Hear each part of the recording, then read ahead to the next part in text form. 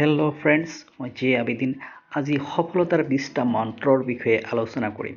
সেয়েহে ভিডিঅ'টিৰ শেষলৈকে চাই থাকিব। তেতিয়ালৈ কাম কৰি যোৱা যেতিয়ালৈ নিজৰ পৰিচয় আনৰ আগত নিজে দিব নেলাগে। এনেকুৱা কাৰণ এটা এৰি থৈ যোৱা যে মৃত্যুৰ পিছতো পৃথিৱীয়ে তোমাৰ কথা মনত ৰাখিবলৈ বাধ্য হয়। যিসকলে গভীৰ নিশালৈকে কাম কৰি থাকে তেওঁলোকৰ সফলতা দিনত সূৰ্যৰ পোহৰৰ দৰে জিলিকি উঠে। মনত ৰাখিবা, তুমি তোমাৰ পৰিয়ালৰ আটাইতকৈ প্ৰভাৱশালী আৰু ধনী ব্যক্তি হ'ব লাগিব। নিজৰ সময় অবাবতে অপচয় কৰাতকৈ প্ৰতিটো পল অনুপল কিবা কৰা যিয়ে তোমাক লক্ষ্য স্থানলৈ লৈ যাব। যিমান ডাঙৰ তোমাৰ পৰিকল্পনা আৰু পৰিশ্ৰম হ'ব, সিমান ডাঙৰ সাফল্য তুমি লাভ কৰিবা। জীৱনত এনেকুৱা কাম এটা কৰা যি কামৰ বাবে এদিন নিজকে নিজে গৰ্ব অনুভৱ কৰা।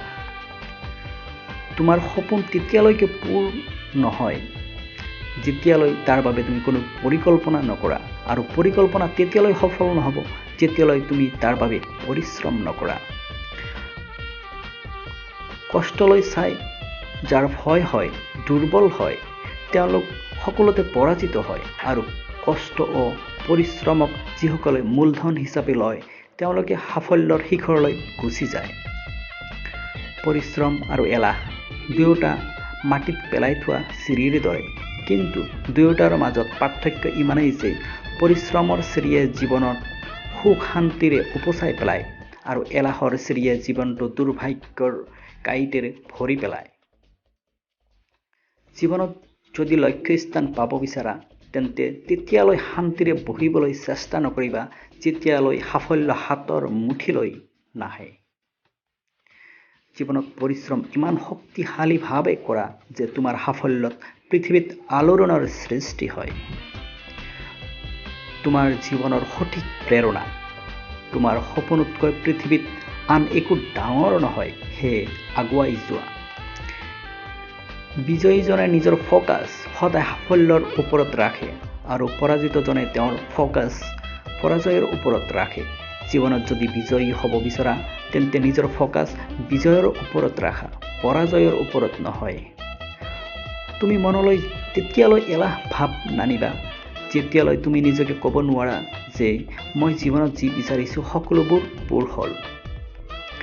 জীৱনত যদি সাফল্যৰ শিখৰলৈ যাব বিচৰা তেন্তে 6টা কথা সদায় মনত ৰাখিবা: পৰিশ্ৰম, ত্যাগ, সংগ্ৰাম, বিশ্বাস, ধৈৰ্য আৰু সাহস।